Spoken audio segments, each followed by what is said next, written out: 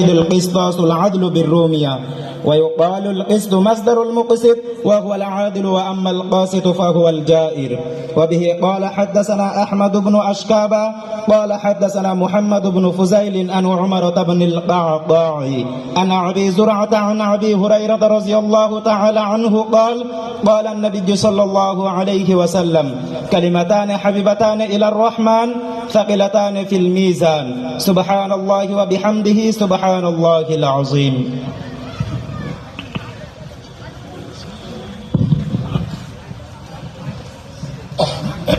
بسم الله الرحمن الرحيم.